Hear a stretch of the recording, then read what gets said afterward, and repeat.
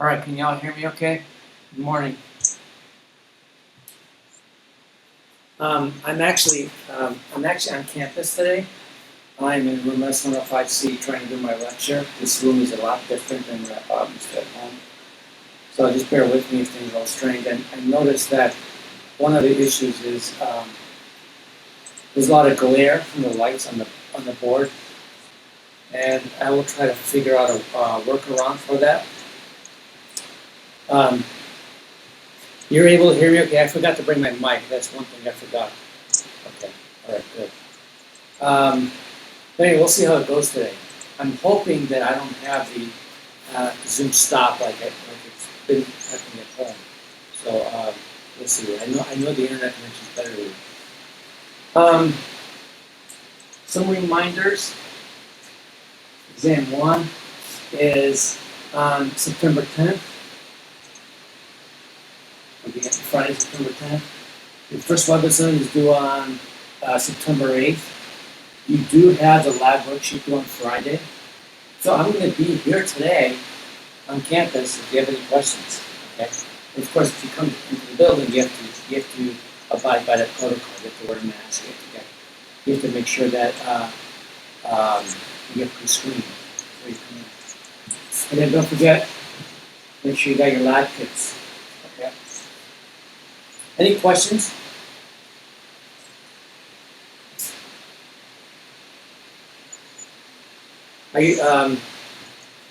One person says can't hear me very well. You guys can hear me okay?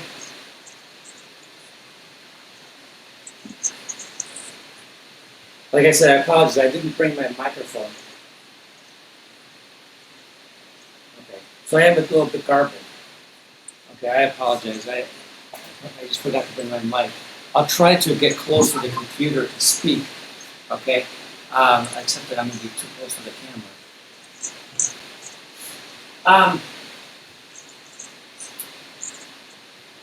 So today what I'm doing, I want to do an application or an example of clock synchronization. I want to talk briefly about the twin paradox and an example that's pretty much like your homework. And I want to talk about the Lorentz transformations. Goes again.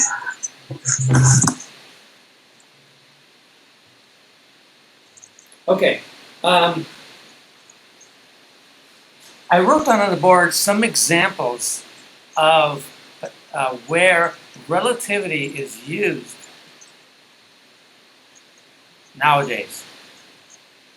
For example, in order to explain magnetism, you do have to invoke relativity. Right? If you want to do it right, if you want to explain magnetism correctly, you have to invoke relativity. In fact, magnetism is a manifestation of relativity. And we will talk about that later on this semester. If you want to have an accurate GPS, you have to take into account relativity, special relativity, and general relativity. Nuclear power uses the concepts of relativity, not the timing aspect, but the energy aspects. Chemistry, if you want to accurately calculate the electronic structure of atoms, you have to take into account relativity. So there are applications of these ideas, in everyday life. The issue is that it's hard to apply these ideas to macroscopic systems like us. Okay, it's hard because we don't go close to the speed of light. So that's kind of what makes this subject kind of difficult, right? So what I'm going to do first is I'm going to do an example on the idea of synchronization. We talked about last time that if you have two clocks that are synchronized go right by you, you're going to notice that those two clocks are not synchronized. You will measure that they're not synchronized. In the frame of the clocks, they will be synchronized, but if they move by us, we'll notice they're not synchronized. And I sent you document of that exact example showing how they're not synchronized. And the final result is the same as the result given in the examples we talked about on Wednesday.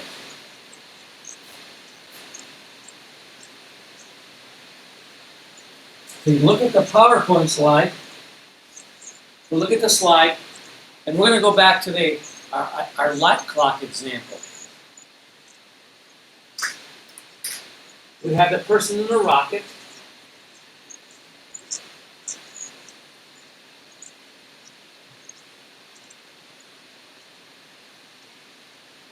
Shines the beam of light to and from the mirror. And in this example,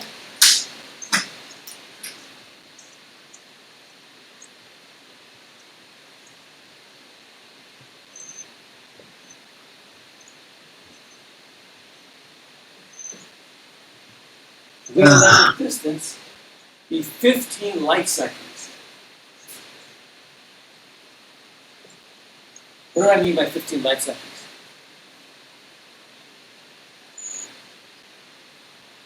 What does that mean?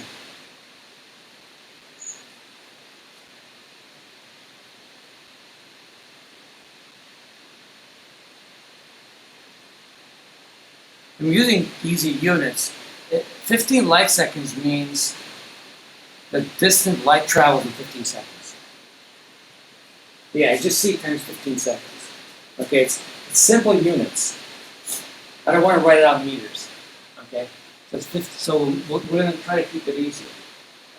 So the distance from here to here is 15 light seconds. Of course, that makes this spaceship kind of big. Okay, but this is just an example. All right. So this person who's in the prime frame, because this person is really relevant to us, measures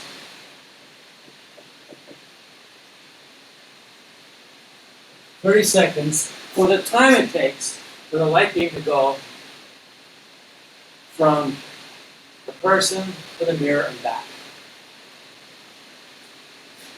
Okay. How did I get that? Well, this is just going to be 2 times 15c over c. Let's see. That's 30. It's going to take 30 seconds for the beam of light to go back and forth. According to the person on the rocket. Now we're standing on the ground. And we observe the rocket go by.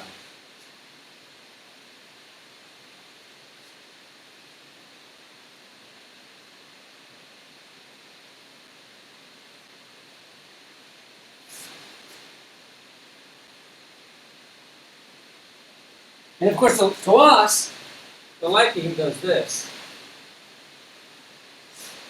It's going to take longer. We already talked about the fact that we're going to measure along the time interval because our clocks run faster. So if it's going to take, if this person is going to observe the 2 events in 30 seconds, what are we going to observe? Well, we use a time dilation theory. Delta t equals gamma delta t prime. What's gamma? Well, in this case, the rocket ship is going at 0.8 times the speed of light. What's gamma?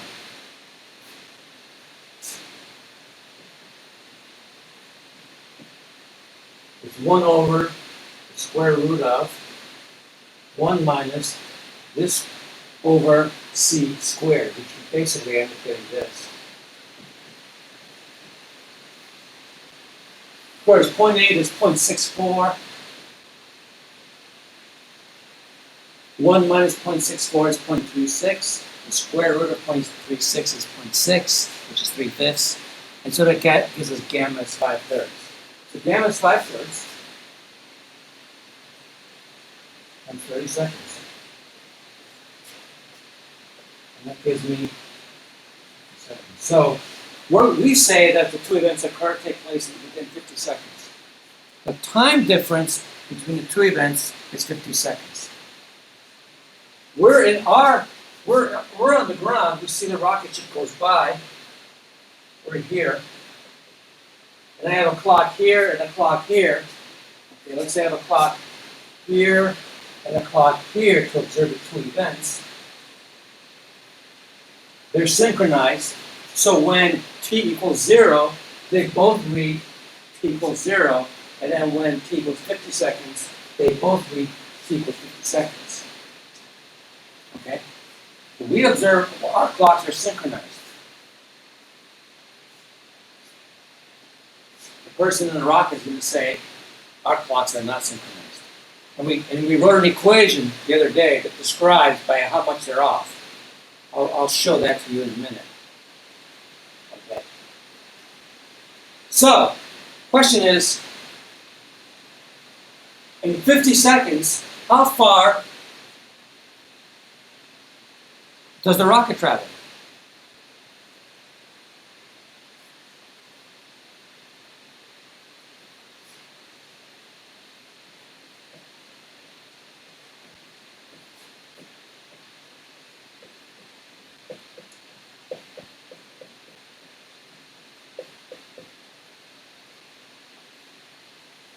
And that's going to be the distance between points A and B. You'll see in the slide there. Well, it's going to be speed times time. So the rocket's going at point AC, 2 seconds.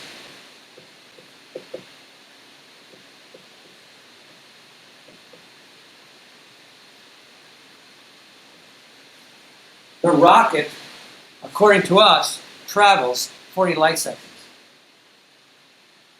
Or maybe I could just write it 40 C seconds. I'll write it like that.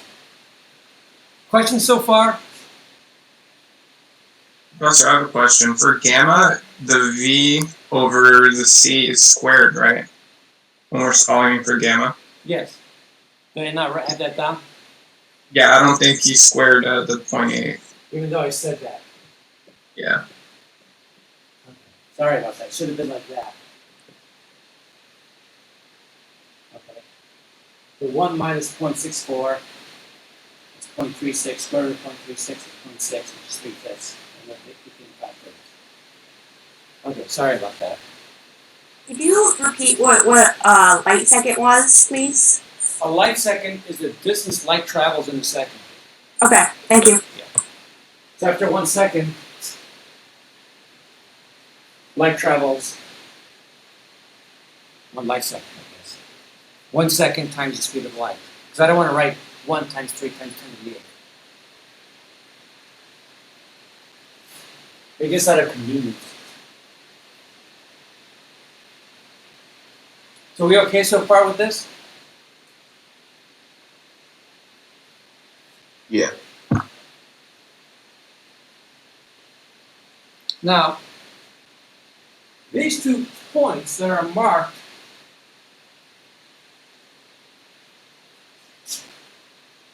okay, A and B, again are 40 light seconds apart. Now, think about the person in the rocket. The rocket notices 30 seconds goes by. The person in the rocket notices that, even though the rocket's going that way, the person in the rocket can say, oh,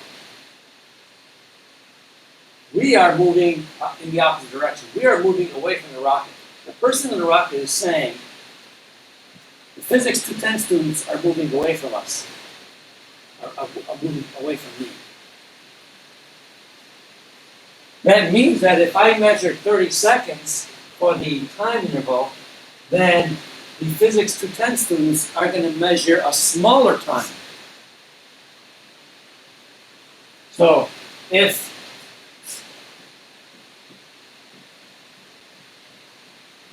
person on rocket measures the events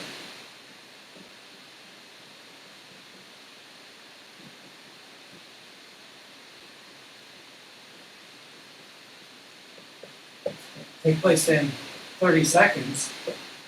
Person on the rocket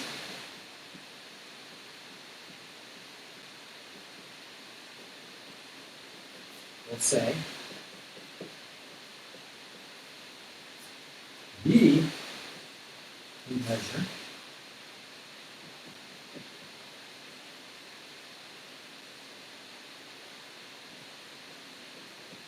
hurry over again because the person on the rocket is going to say our clocks run slow.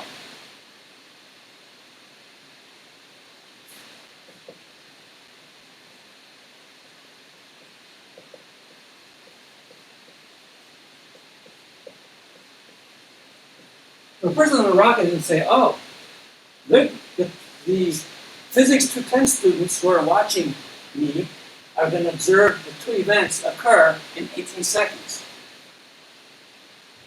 Even though, I think you have it written wrong. I'm sorry? I think it's written wrong, is it? The sentence you just put up there? It's redundant. If the person on the rocket measures the events took place in 30 seconds, the Right. person on the rocket will say, we will measure in 30 Oh, is that- seconds. Okay. I think I'm just slightly confused. I thought we're talking about two different events. Like the people on the ground and then the people on the rocket. Those aren't two different events. Those are two different observers. The events are Okay. the light leaving the beam and the light being received by the person on the rocket. Okay? Okay, I'm following. So the two events are light leaves here and then light gets back. We can call these either two events. So the light leaves at point A, the light is received at point B. The observers are the person on the rocket and us. The person on the rocket measures the two events to take place within 30 seconds. We're going to say that the two events are going to take 50 seconds. But the person on the rocket who measures 30 seconds and notices we're moving by the rocket is going to say they're going to measure 18 seconds. What's this time difference?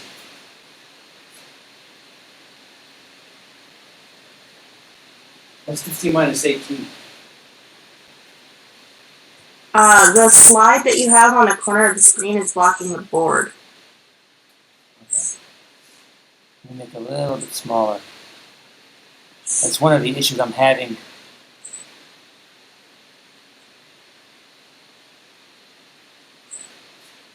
Working here a little bit harder. Thank you. Sorry about that. Do you still see the slide though? Yeah. Okay.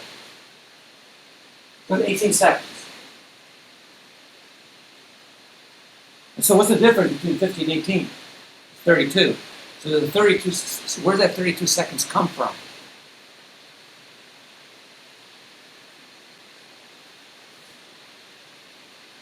That's the question.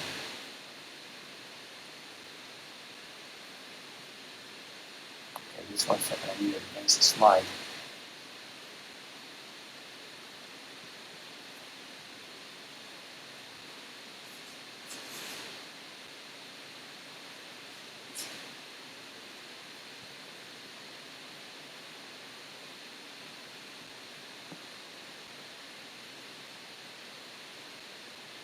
Okay. So these two clocks are synchronized. When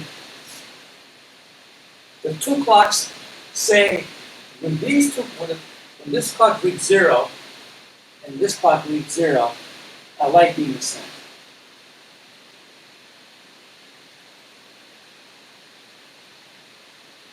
When the rocket is over here,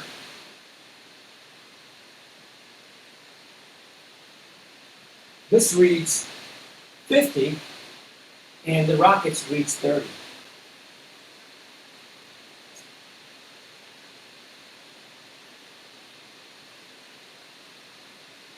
Okay? that make sense? Furthermore, according to us, when clock here reads 0, this clock reads 0. When this clock reads 50, this clock reads 50. But according to this rocket, when this clock reads 0, this one does not.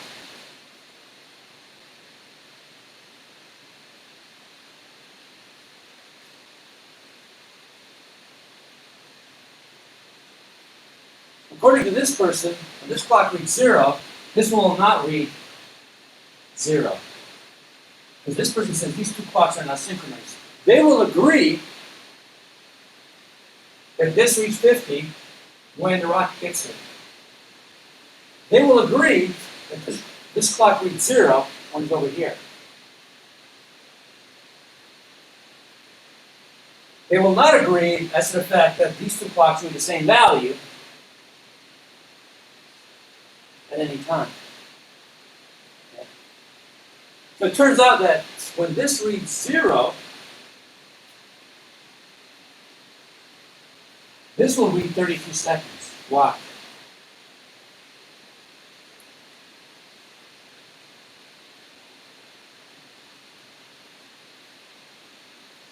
When this reads 0, this is going to read 32 seconds. He's going to say, or she's going to say, that the event, this person is going to say that the events take place in 18 seconds. So this will be 0. This will be 32, according to the rocket.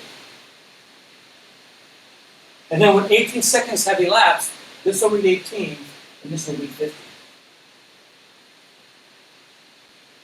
That's where that 32-second time difference occurs. Now, if you use the equation for the time difference,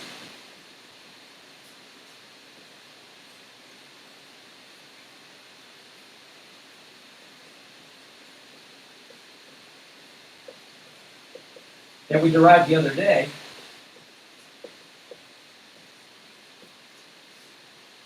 sorry, let me redo that because I think I'm walking the board.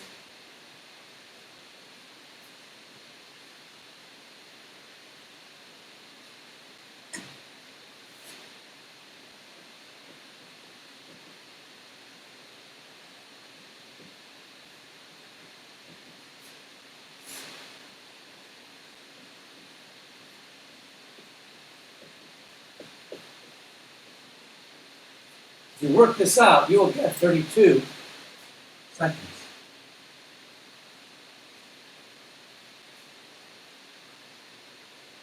And so what happens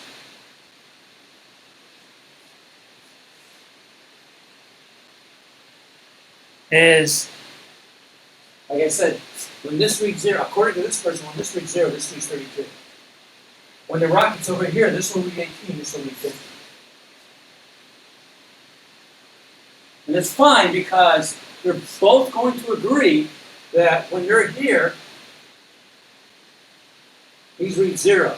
And you're both going to agree when you're here, this will read 50. If the person on the rocket is saying, well, this reads 50, this will read 18.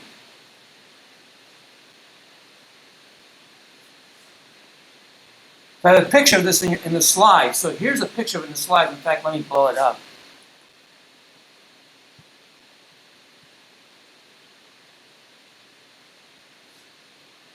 This is what the stationary observer, us, sees. At t equals 0, both clocks read 0. And at t equals 50, both clocks read 50.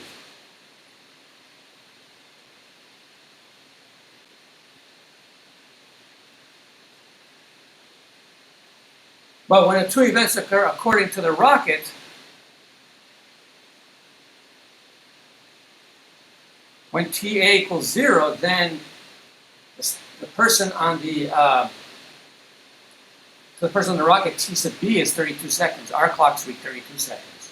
And then you say when the light gets back, the clock at A is going to read 18 seconds. And the clock at B is going to reach 50 seconds. And that's an agreement. Hold on a second.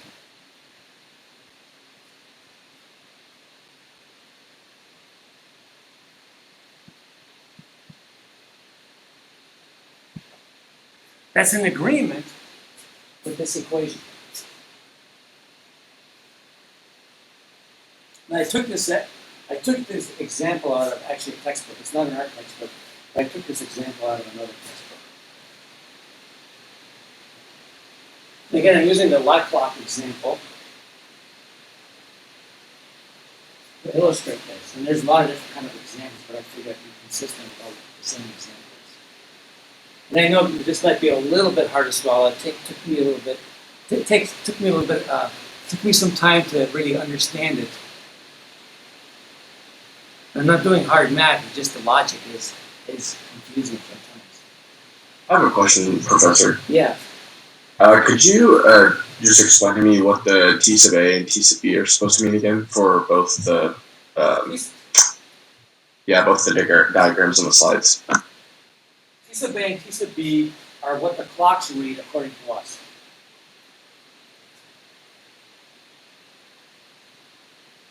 Does that make sense? Okay, so in the slide, so when it says T sub A equals 0 and then T sub B equals 32 seconds, that's the viewpoint of the people on the rocket as they're moving? Yes.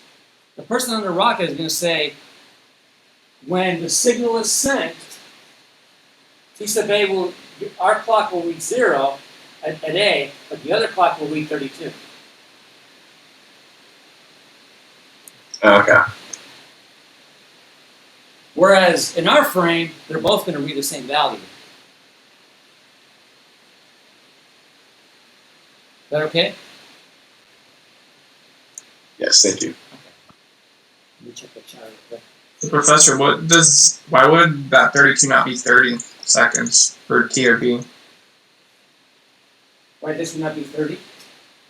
Yeah, what does the 30 mean? No, on the slide. Oh, this one? Because you said that it ends at 32. What happens at 30? Well, this is the elapsed time for the person in the rocket. We're trying to talk about what the rocket's going to say we're observing.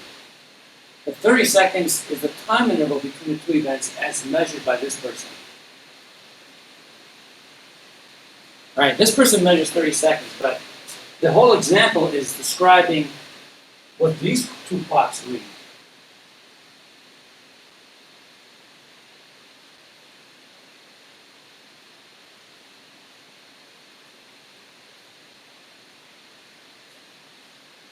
In order for us to say something about the 30 seconds, I would have to talk about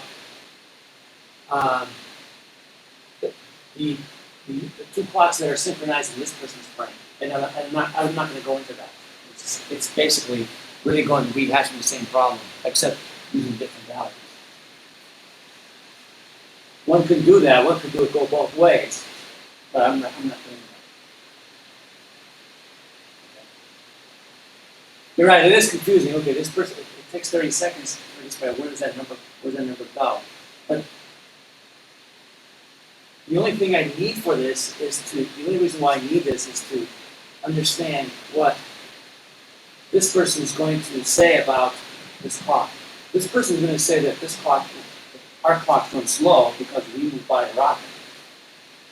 So I need the 30 seconds to figure out this 18. So one person asked in the chat, what formula do you use for the 0.8 c times 50? It's distance times time, velocity times time. And just kinematics, right? Isn't distance velocity times time?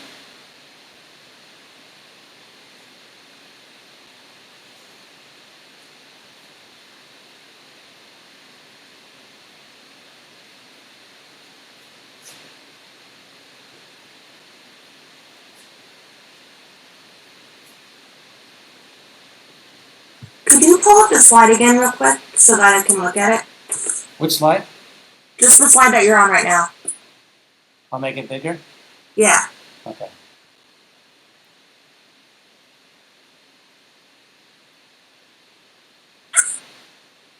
But that's what the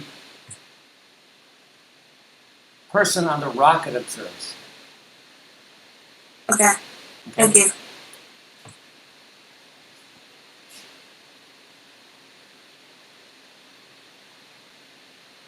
You might need to look through it, the video a couple times for it to kind of sink in. And I told you the other day that some of this stuff will make you a little bit uncomfortable. It's different. Okay? And really, I'm doing a lot of this from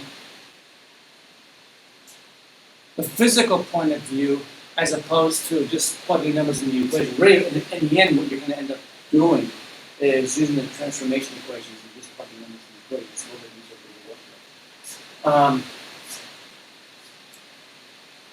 But I think it's important that you should get to see the physical arguments. If you're a physics major, then what you'll see is you'll end up having a class where you probably have to go through more physical arguments as opposed to the transformations. Okay. The physical arguments that I'm using are much more difficult to work with than just plugging those into the equation. Okay, so there's a lot of classic problems that occur in relativity, and I'm going to spend very little time talking about what the big classic problem is called the twin paradox. Suppose we have two twins, Speedo and Goslow. Speedo goes to a star that's 30 light years away. They're both 20 years old.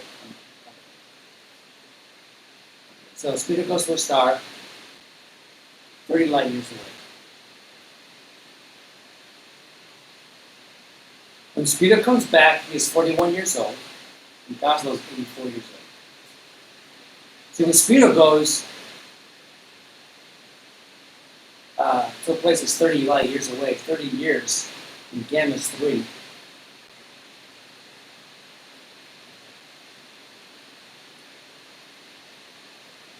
This time, Speedo's clock runs slower, so Speedo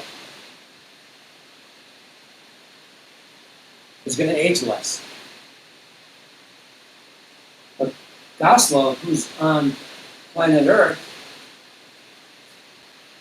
does not age more slowly. So by the time Speedo gets back, Goslow's going to be 84 years old.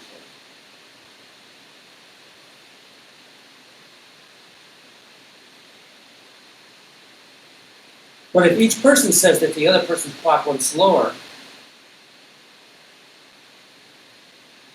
who is right about the ages?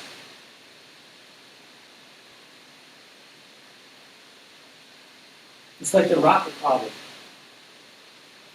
This person says the events take place in 30 seconds. This person says that 30 seconds is really 50 seconds. But then the person in the rocket says, if my clock say 30 seconds, then this clock's going to say 18 seconds. The same thing with the twin paradox. I go at a very high speed to a planet, and then come back. I'm going to be the same age as you are when I get back.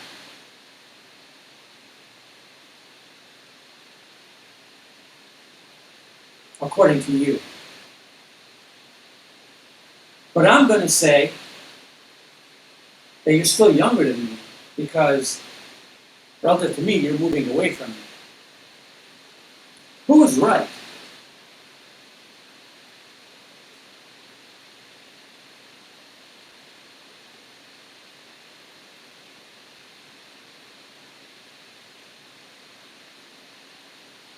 That's the paradox. The paradox is the fact that we're both going to say that the other person aged less. Problem with this, I mean, are we always in an inertial frame? Are Goslow and Speedo always in an inertial frame during the process?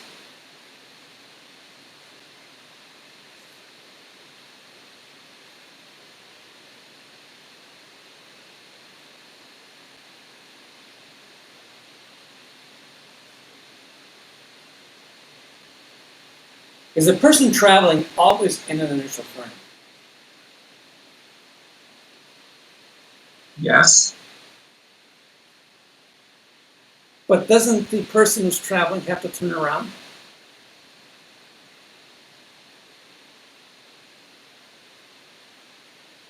And if they turn around, doesn't that mean they're accelerating? So they're not always, the person who's traveling is not always in an inertial frame. You can only answer this question based on an inertial frame. And so Goslow is always in the inertial frame. And it turns out, if you do the analysis, you'll find that Goslow will actually be the older person when Speedo gets back. So if I travel too far away, if I travel to a faraway land at a very high rate of speed and come back, if the distance is sufficient and the speed sufficient, I could come back and you'd be the same age as me. Okay. Because the person who's traveling is not always in an inertial frame. That's the problem with the paradox. There's all kinds of paradoxes that take place in relativity. So I want to do an example related to this, and really it's related to your homework. Let's see.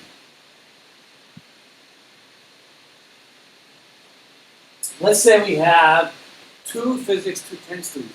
By the way, I saw the note.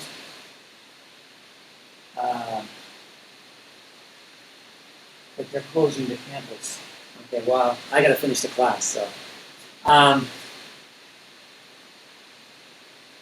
Anyway, we have two physics 210 students. They travel in separate spacecrafts to a planet that's 10 light years from the Earth.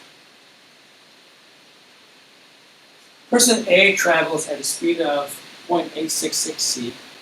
Person B at 0.6 c. What is their age difference when they arrive on the planet? Now, I'm not going to take into account accelerations, etc., okay?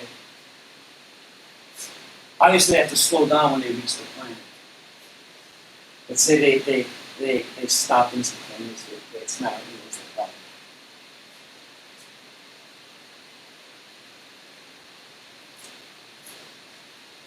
This is essentially your homework problem.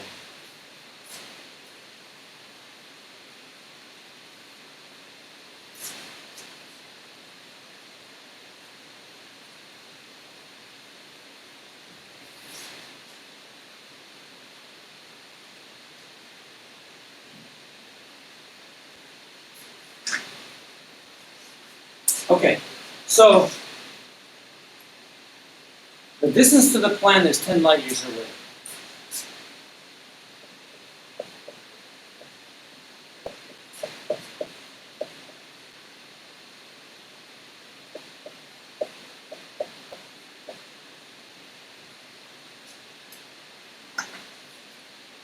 So person A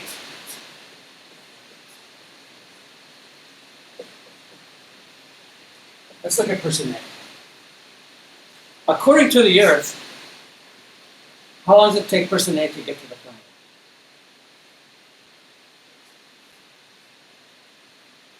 Well, if delta x is d delta t, then delta t is delta x over d. That's 10 light years.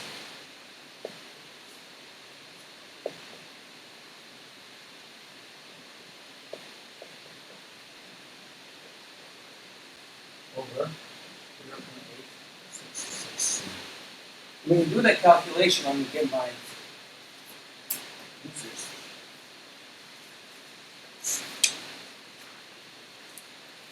When you do the calculation, you get 11.55 years.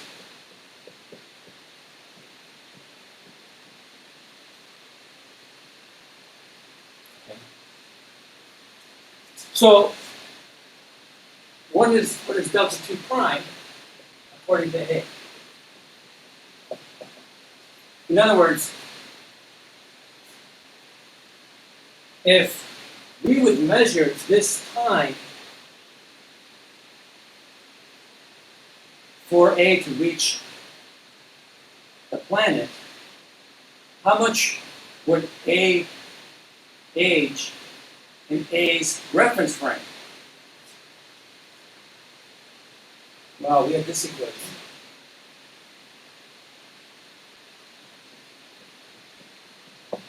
We want delta T sub A prime.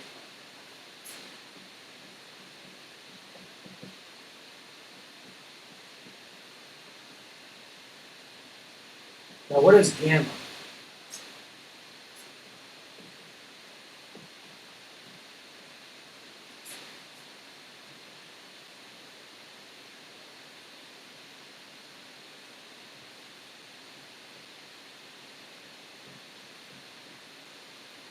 And so V over C squared is just going to be 0.866.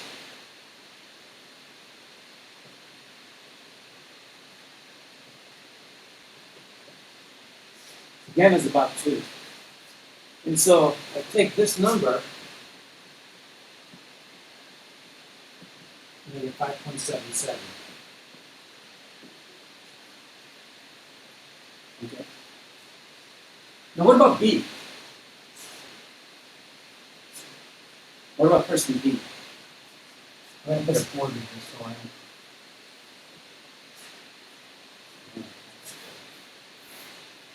I have enough space for B.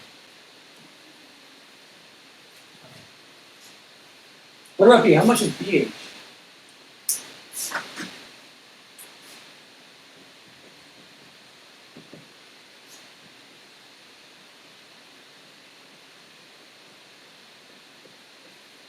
B is going at 0.6 C.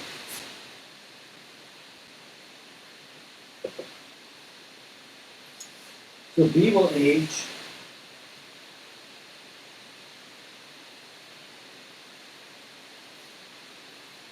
$15.33 years. What is delta T sub B?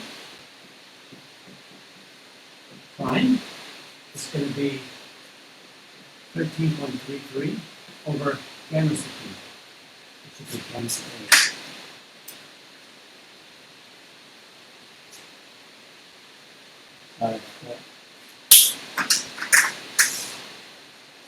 So what is this going to be? Well, what's gamma?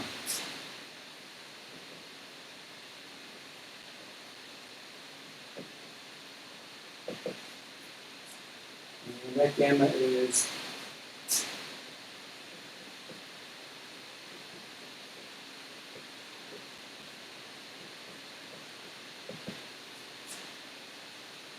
so according to this is 16.7.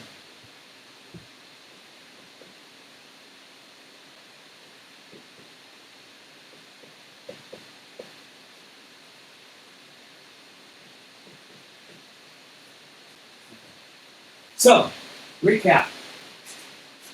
We're on Earth, we watch person A. Person A gets to the planet in 11.5 years, but person A really ages 5.77 years in a frame.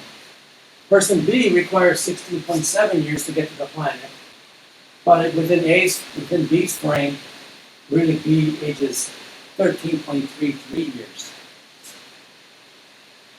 What is the age difference between them when they both arrive on the planet? That's what we're trying to find out. Okay? Now, A reaches the planet and is aged this much.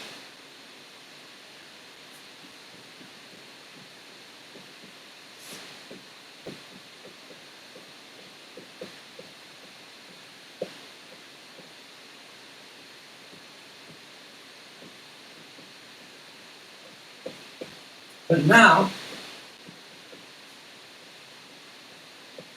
A is an earth frame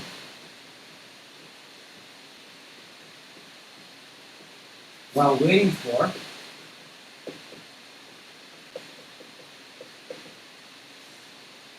B.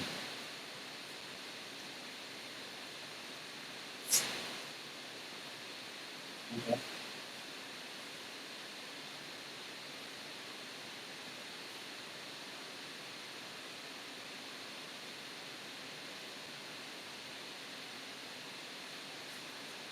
Now, how long then does A have to wait? What do you think?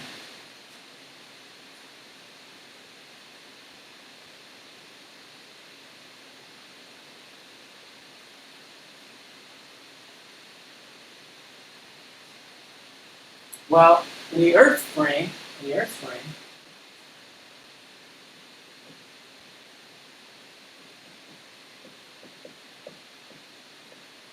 this time difference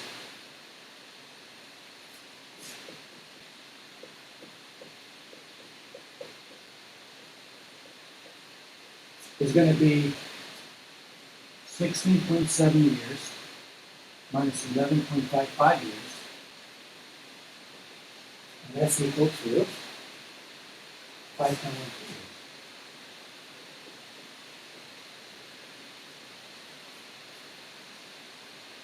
This is really 16.666. So A has to wait 5.12 years until B arrives. So that means A has aged.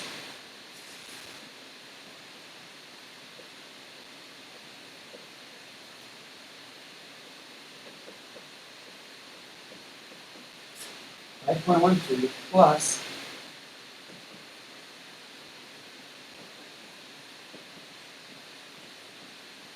so A has aged 11.19 years, but B will have aged this much,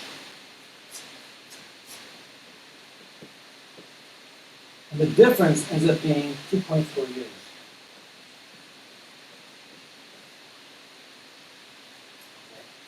So A will be younger than B by 2.4 years. This is problem number 3 of your homework. Okay? Problem number 3 of your homework. Questions on that? So 13.33 is how much B has aged in his own time frame? Correct. Okay. But A is complicated because A ends up going back into the Earth's frame and having to wait. And so when you're in the Earth's frame, then you have to wait an amount of time equal to the difference in the two trips relative to the Earth. Wait, how did you get the 2.4 light years again? 2.4 years, I took the age, the amount of time B aged, minus the amount of time A aged. And I got 2.4. So that's subtracting. Oh, okay. So B is 2.4 years older than A? Correct. Again, we're ignoring effects due to acceleration,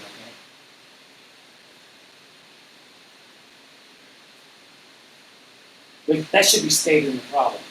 In the textbook.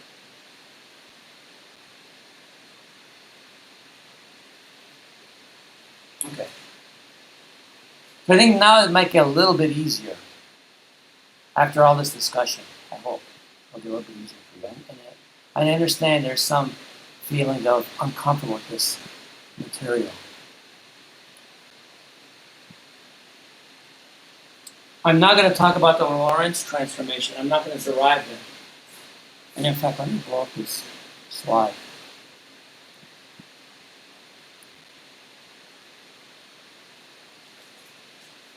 I'm going to talk about the properties of Lorentz transformation and how the properties that were used to derive them. But I'm not going to derive them. Okay, I'm going to just state that.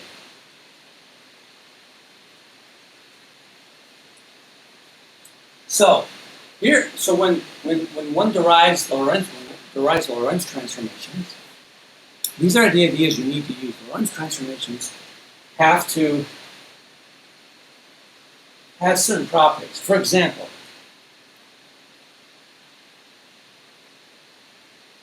Lorentz transformations have to be linearly dependent on time, just like the Galilean transformation. And it's important because if the Lorentz transformations, just like the Galilean transformation, were dependent on the time squared, that would mean then an event in one reference frame can happen twice in the other reference frame. Because when you solve the quadratic formula, you get two solutions.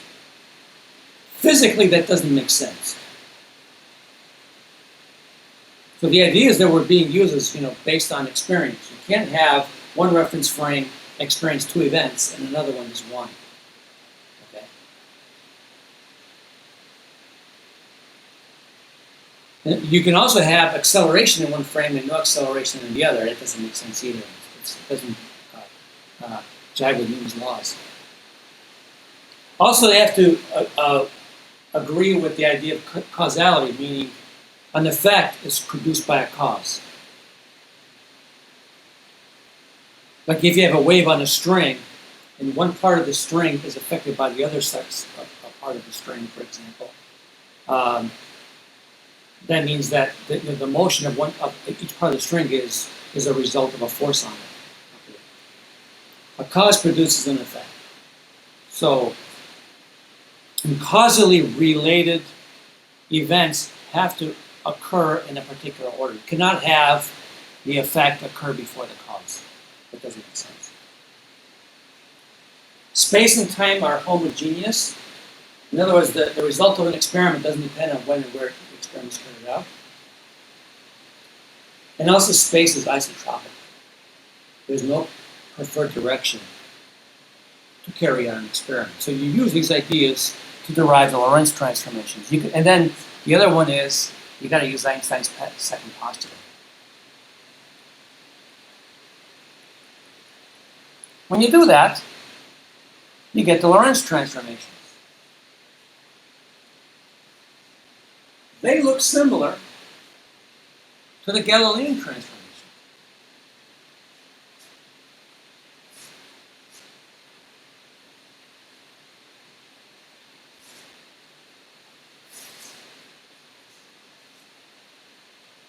And they're a little bit easier to work with than stuff I've been doing so far, except that, it's a lot of times using these equations that result in non-physical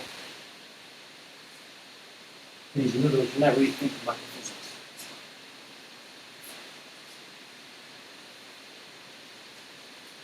Okay, so here's the transformation. This is for really one-dimensional motion. You can generalize it to 3D motion, but we're not going to do that. So, if you have two reference frames moving relative to each other, let's say along the x direction.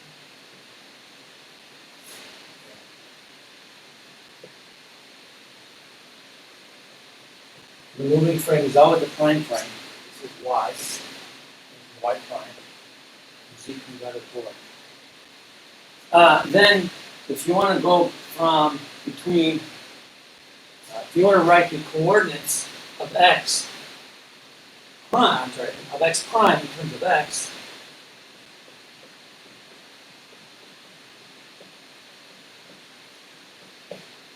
then we write the following.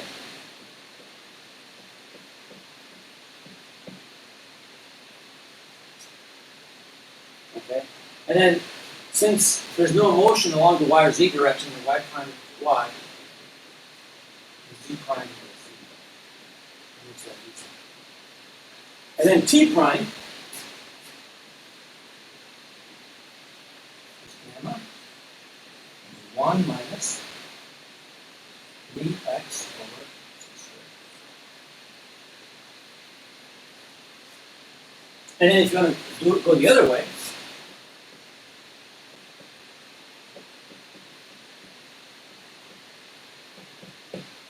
you get the following.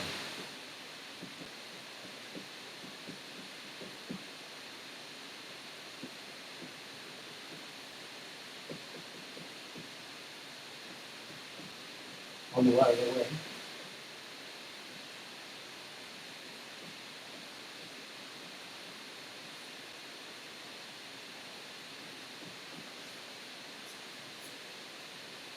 So you're linking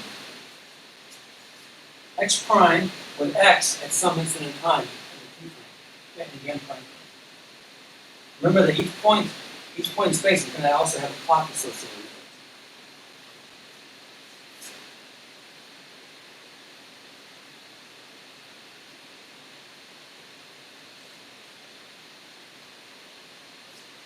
it. Okay, and then of course, if you want to know time intervals and changes in positions, then you put deltas on these. Notice how these are symmetric.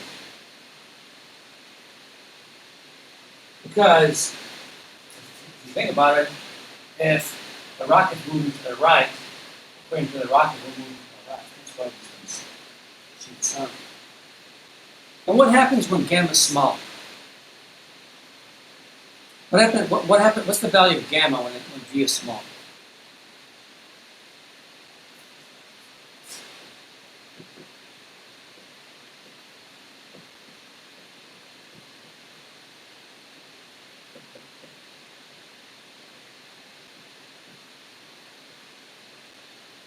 Gamma approaches 1 and as V goes to 0. So what that means is then, check for that.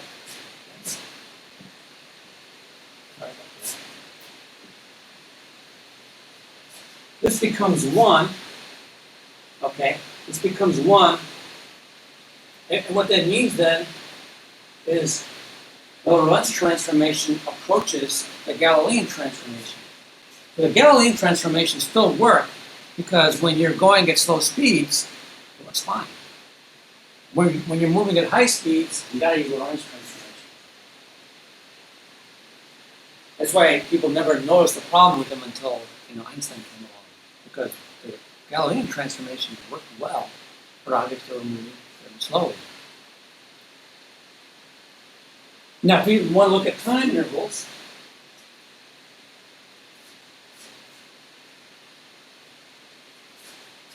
and space intervals, or changes in position, you can write delta x.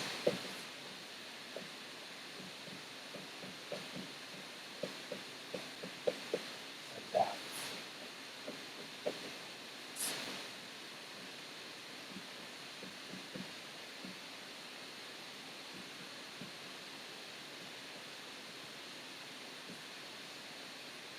This really has to do with the fact that clocks aren't synchronized. Okay, these are intervals, and then of course I can swap them around.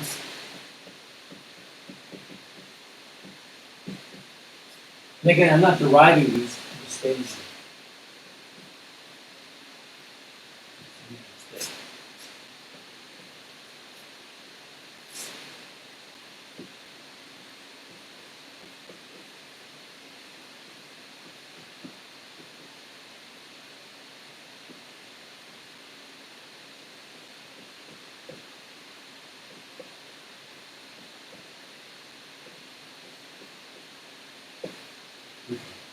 I am right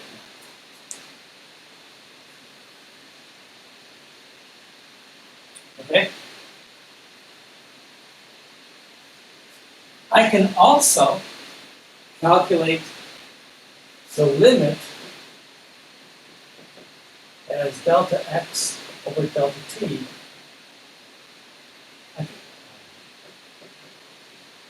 I can calculate delta x over delta t and the limit delta t x goes to 0, delta t goes to 0. I can find the velocity of the object in a reference frame. I can derive those equations, and those are not hard. Basically, all I got to do is change these to differentials and then divide them.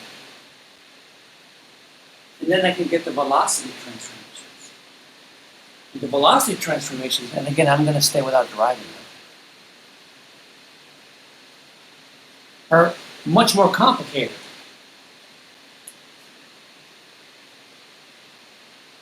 For the relativity problem, to see a question regarding how abstract, you're gonna on the exam you're gonna be using these equations for the most part. For the kinematics, pretty much like you would do maybe in physics 205 or physics A. Okay. You're not going to be deriving these equations on the exam. You're going to be given these equations. For the most part, you're going to be learning how to use them. But in the homework here, you really need to be learning how to use them. Okay.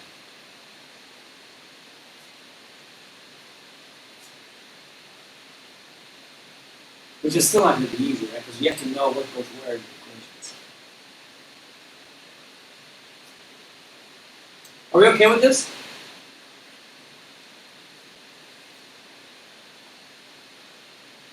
Okay.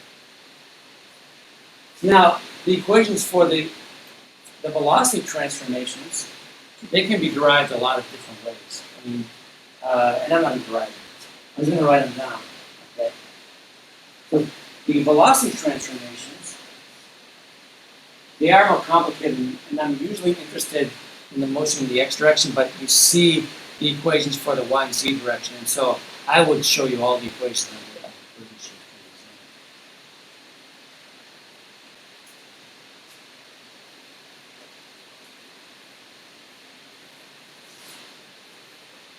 I have a hard time remembering, and so basically I have to actually derive them. Okay. So d sub x prime is the velocity of the object within the moving frame.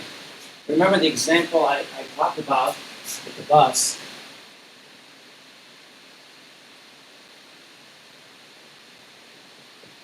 Somebody throws a ball on the bus. So the bus is going this way with speed v. The velocity of the ball relative to the bus is u prime. So that's what I'm going to write down.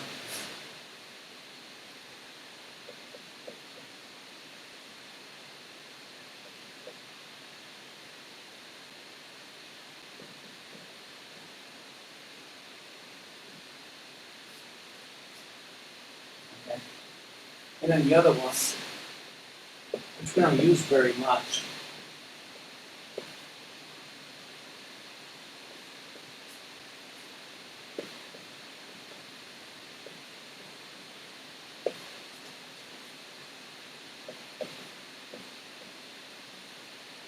and then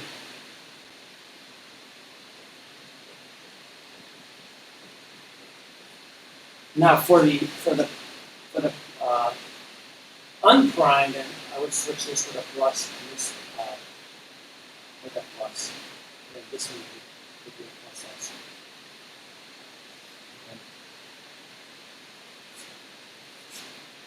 Okay. You can also derive them by applying the Lorentz transformations twice consecutively. But we'll do some problems with this where you see some interesting stuff. I don't know if I'm going to have time today to do some of the calculations that I would like.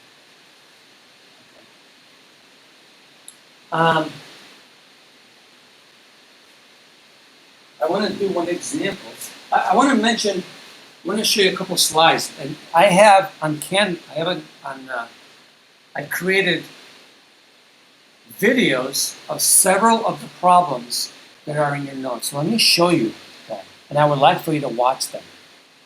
Let me show you the videos, or let me show you the problems.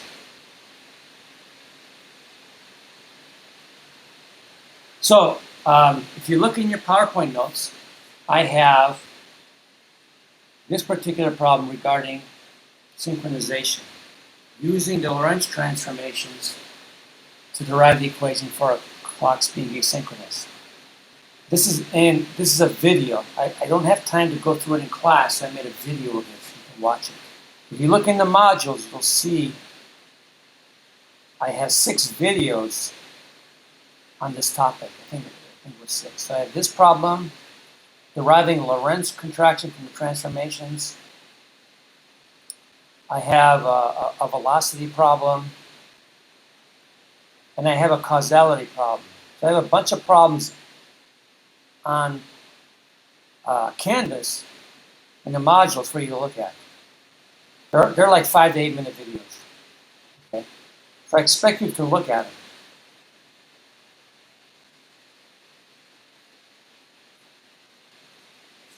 And then I will do 1 or 2 examples here. I probably won't be able to do all the examples today. I'm going to try to do 1 of them. Now, what did the transformations tell us? Well, the transformations will imply that 2 inertial observers will disagree about the distance between 2 points, which is weird. And the reason why is because time is important. We are in 4 dimensions now. We've got to describe everything in terms of the x-coordinate, the y-coordinate, the z-coordinate, and time. 2 observers will disagree about the time between 2 events. 2 observers will generally disagree about the velocity of an object. Of course, if the 2 observers are not moving relative to each other, then they will agree about those things. But if they're not moving relative to each other, then they're not going to agree about the distance between 2 points, the time between 2 events, and the velocity of an object.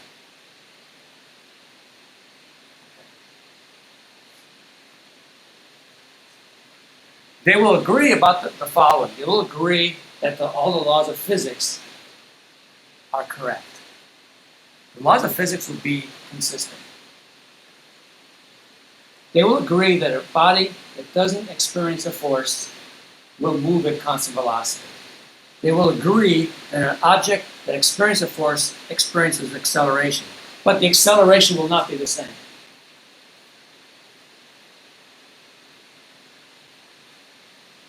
Okay. 2 observers will agree on the speed of light in a vacuum. And then the other one, the weird one, it's related to, looks like a distance, is the last quantity that you see there. 2 observers will agree on the fact that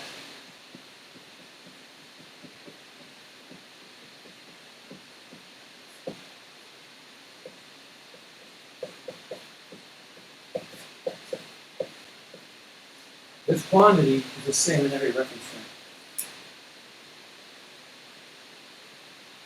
Okay. And I'm just stating that, it's FYI, okay? I just FYI. But the first 3 are important. The observers are going to agree that the laws of physics are the same in all reference frames. That a free body moves with constant velocity. And if a body experiences a force, it will accelerate, but they will not agree on the value of A. And the speed of light is the same in all reference frames. So, I have 10 minutes so I can do this. I want to do 1 example. I want to go back to the light clock example.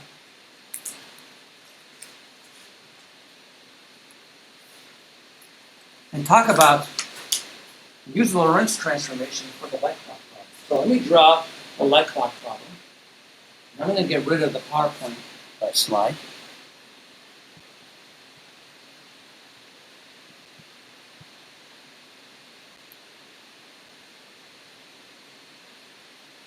And I have a whole board. This will be the last thing I do today.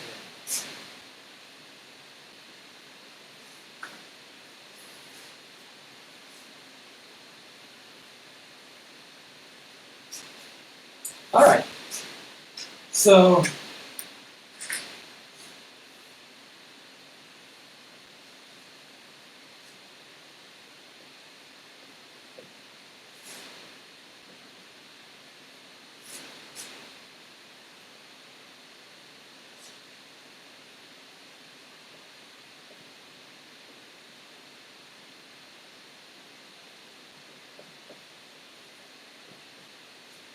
let me label some things. Of course, in this example, you had the person on the craft trying to light to a mirror.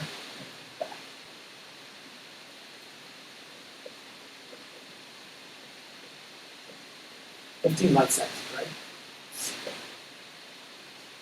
And this thing is moving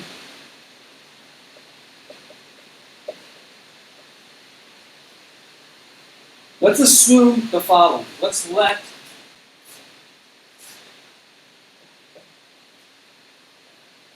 x sub I prime, and so this coordinate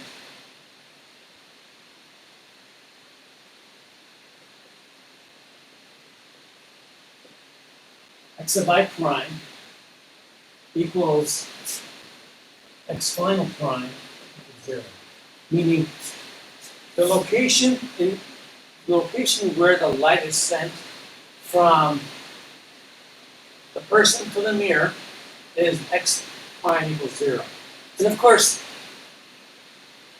the two events of sending the beam and receiving the beam occur at the same location in the rocket. And so I'm going to say x initial prime equals x final prime equals 0. That also coincides with this guy.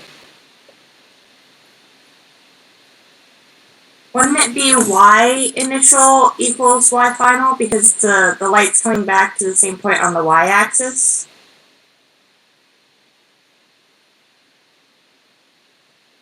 Isn't it going to the same point on the x-axis?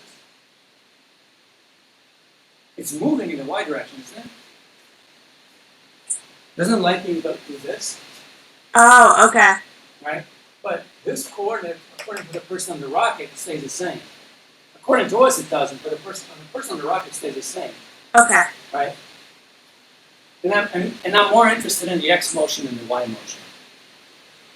So that's why I'm not saying anything about the y direction. Because I'm going to talk about what we observe. This is us.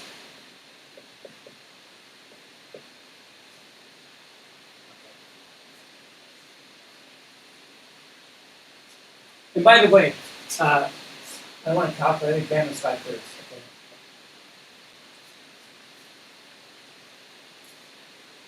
So there's a clock here. There's a clock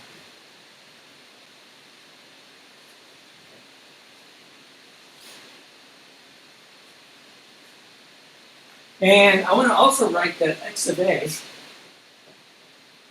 occurs at 0.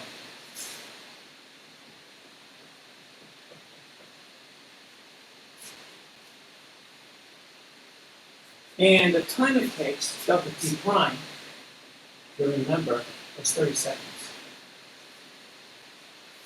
Which means that t prime is 30 seconds because we know that t initially is 0. So I want to figure out the location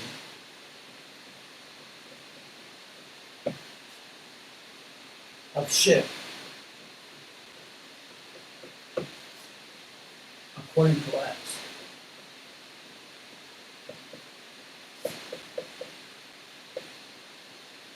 According to us. Right.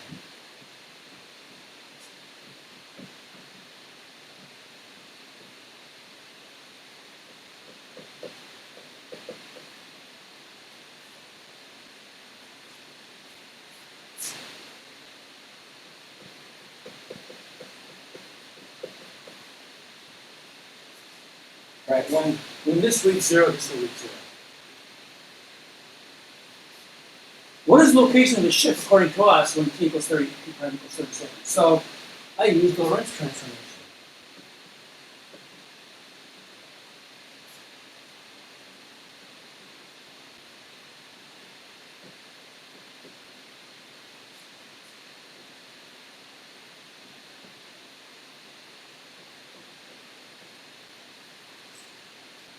What is x final according to the spaceship? According to the spaceship, the light beam comes back in the same place, right? Yes or no? Yes. Okay, so this is 0.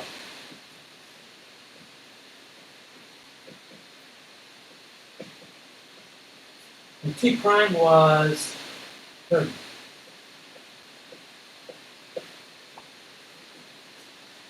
Okay, so 30 times 0.8 is 24. 24 times 5 thirds is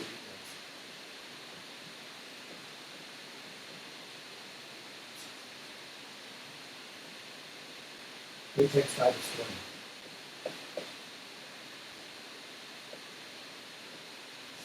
Does that agree with what we had before?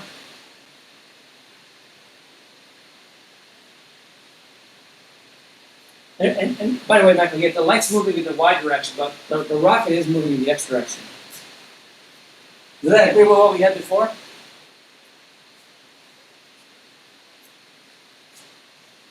The location of the ship according to those when t prime equals 0. Good.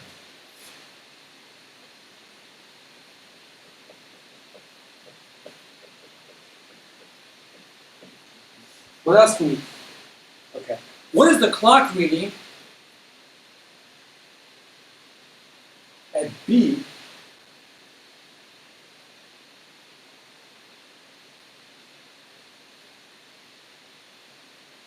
So to clarify, the 40 light seconds is the x component of what the observer us measures as the light.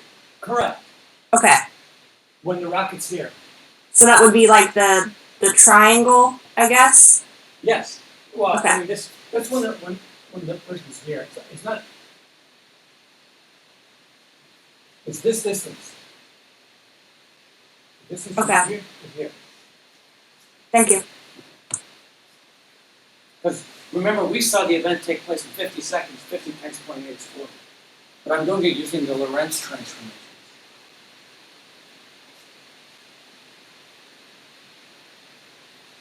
Okay, so what is the clock reading using Lorentz transformations? What is T sub B? Can I use Lorentz transformation?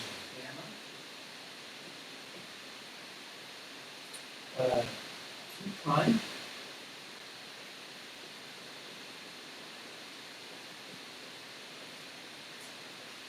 I want to know what this clock reads when the spaceship gets there.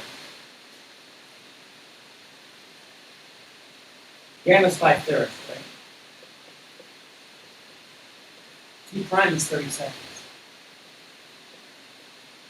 What's x final prime?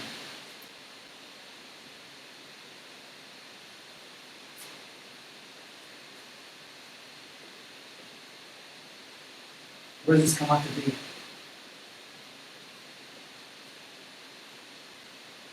The T of B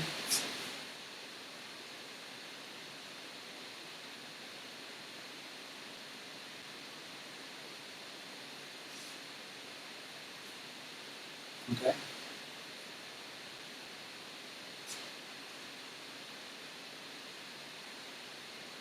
What does the rocket ship say about the clock at B?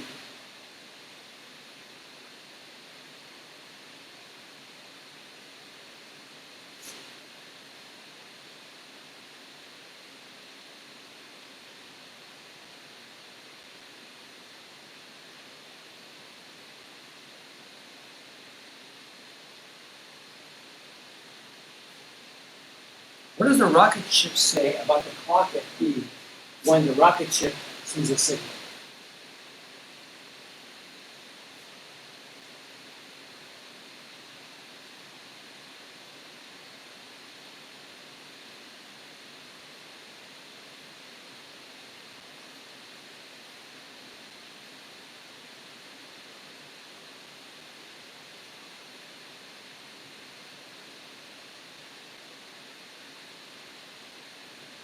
So,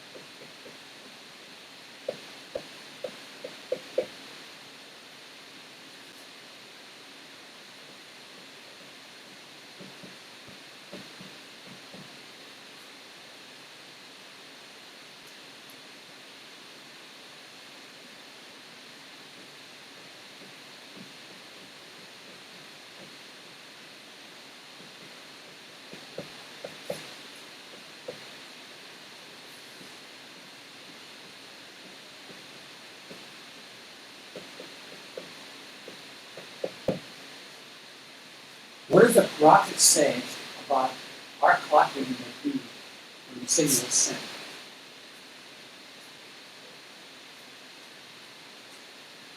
And I'm going to use this one. I want to write it in terms of the following. So it's initial.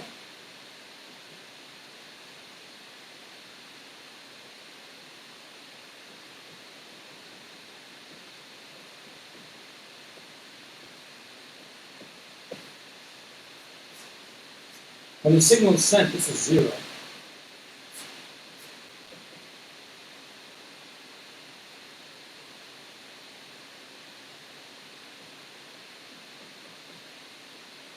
We want to know what this reads when this guy is 0.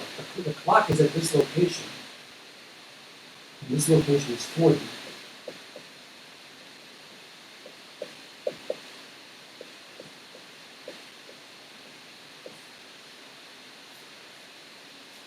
And you got to solve a piece of I.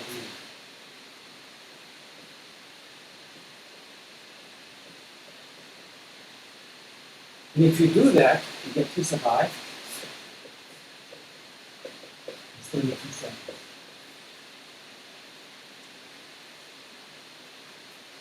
Again, an agreement would be the same before. The observer in the rocket says that the clock at B is 32 seconds ahead of the clock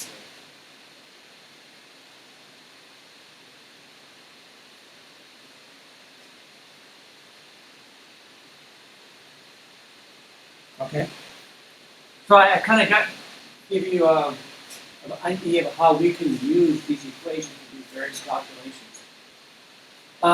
You will have also examples where you look at time intervals. You look at like delta t's, for example.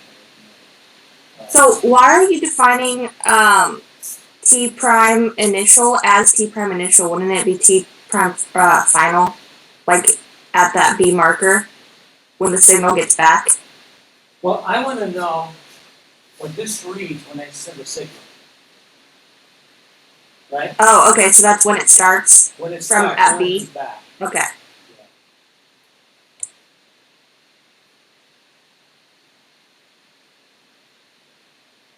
Other questions?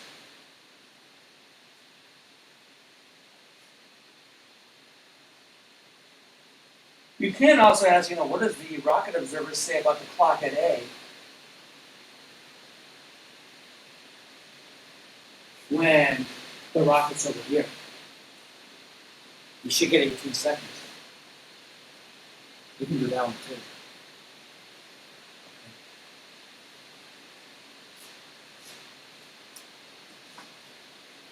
As we progress, the last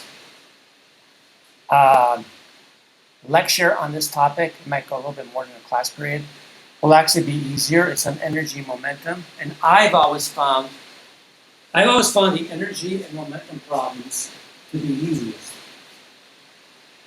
And you will find when you apply relativity, most of the time you apply relativity, it's for doing energy and momentum problems, unless you can go into general relativity, etc. But most of the problems you're going to solve involve conservation of energy and momentum. Those are actually fairly straightforward because you've done conservation of energy and momentum in Physics 205. The problems are very similar. And so you'll find it does get easier. Again, it might look kind of weird right now, but it gets easier.